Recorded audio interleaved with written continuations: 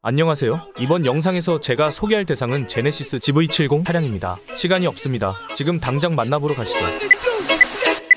한 건물 주차장 장애인 주차구역에 제네시스 GV70 전기차가 주차를 해놨습니다. GV70 차량은 장애인 주차구역에 주차를 했으므로 운전자 본인이 보행상 장애가 있는 장애인이거나 장애인의 보호자여야 마땅하겠습니다. 그런데 현장에서 운전자가 주차하는 모습을 볼 수 없었고, 이때 우리가 할 수 있는 건 차량 앞쪽으로 가서 장애인 주차 표지가 있는지 확인하는 방법밖에 없습니다. 차량 앞쪽에 가보니 운전석 앞 유리에 노란색 본인 운전용 주차 표지가 부착되어 있습니다. 해당 차량은 장애인 차량이고 운전자 본인이 장애인이 맞네요. 그런데 여기서 그냥 돌아섰다면 소개가 되지 못했을 겁니다. 바로 이 차량은 장애인 주차 표지를 위조하여 사용 중인 차량입니다. 왜 이 차량이 위조범의 차량인지 주차 표지를 자세히 살펴보러 갑시다. 해당 차량 번호는 땡땡가 6땡땡8입니다. 주차 표지에 적힌 차량 번호도 땡땡가 6땡땡8이 맞습니다. 무엇이 문제일까요? 장애인 주차 표지는 지자체에서 담당 공무원이 펜을 이용하여 직접 수기 작성하는 것이 원칙입니다. 컴퓨터로 인쇄한 듯한 주차 표지가 진짜 주차 표지이고, 사인펜으로 작성한 주차 표지가 가짜 주차 표지로 생각하는 게 일반적이지만 정확히 그 반대입니다. 함께 발급 지침을 살펴보러 가시죠.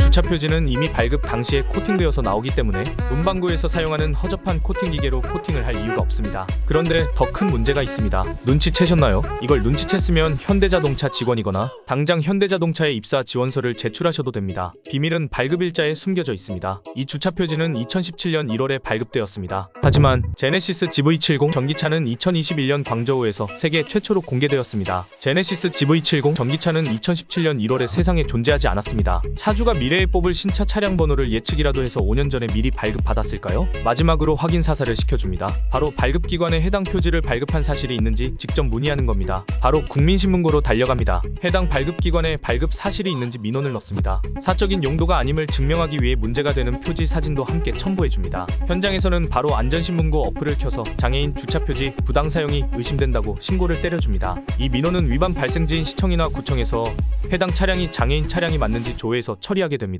통합 시스템을 이용하기 때문에 담당자가 차량 번호만 입력하면 발급 이력이 있는지 현재 장애인 차량이 맞는지 모든 정보 확인이 가능합니다. 며칠 뒤 발급기관이라고 적혀있던 곳에서 민원 답변이 되었습니다. 역시나 목소리 높여 크게 외칩니다. 잘 가라. 안전신문고로 위반 발생지에 신고했던 민원도 답변이 되었습니다. 장애인 주차표지 부당 사용에 따라 과태료 200만원 당첨. 다시 한번 크게 외칩니다. 잘 가라. 마지막으로 해야 될 일이 있습니다. 바로 관할 경찰서에 고발하는 것입니다. 장애인 주차표지는 시청이나 구청, 동사무소에서 담당 공무원만 발급할 수 있는 공문서입니다. 바로 고발장을 작성하러 갑니다. 가장 먼저 고발하는 당사자가 누구인지 적고 고발하려는 대상이 누구인지 적습니다. 누구인지 모르기 때문에 아는 만큼만 적으면 됩니다. 운전자를 봤으면 운전자의 성별, 인상착의 등을 적어도 되고 차량에 남겨진 휴대전화번호도 소중한 단서가 될 수 있습니다. 하지만 이 차량은 운전자를 보지도 못했고 차량에 휴대전화번호도 없어서 아는 만큼만 적었습니다. 그리고 어떤 혐의로 고발을 하는 것인지 적은 후 이 사건의 경위를 자세하게 적습니다. 이렇게 되면 고발장이 완성되게 됩니다. 완성된 고발장은 촬영한 증거 사진과 함께 관할 경찰서에 제출하시면 됩니다. 방법은 직접 방문해서 접수해도 되고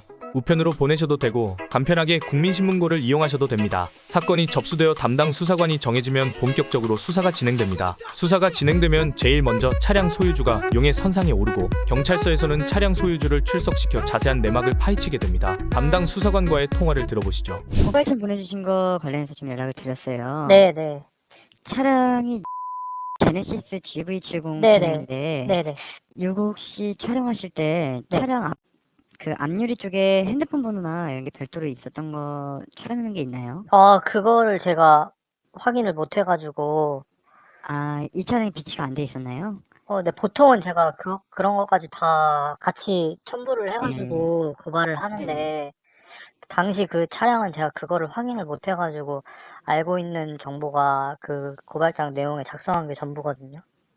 그래요? 네네. 네, 일단 고발장이 워낙 꼼꼼하게 적어주셔서 네. 저희가 이제 이걸 토대로 이 운행자 차주분이랑 확인을 할 예정이에요. 네네. 네. 이후에 이 결과에 대한 거는 네. 따로 뭐 우편물이나 받아보실 수 있을 것 같은데 아직 이제 확인돼 운전자나 네. 실운전자는 아니면 네. 차주분이 네. 통화가 안 돼서 상황이라 네네.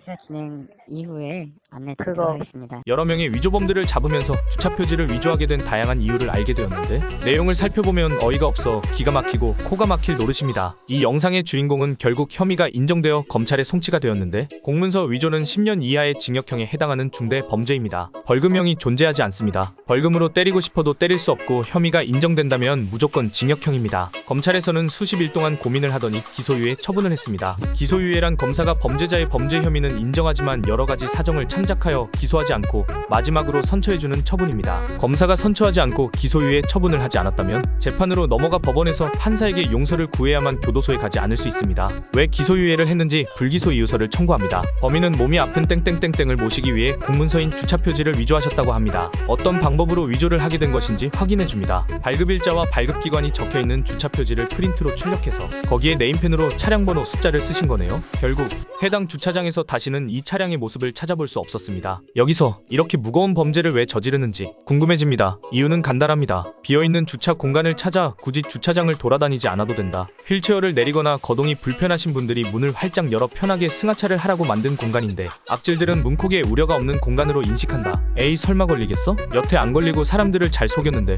이제 구독자분들도 바로 근처 주차장으로 달려가서 위조된 장애인 주차 표지를 이용하여 꼼수를 부리는 놈은 없는지 살펴보시길 바랍니다. 이미 수십 명의 위조범들이 제 손에 걸렸습니다. 저는 또 다른 악질 참교육 영상으로 찾아오겠습니다. 구독과 좋아요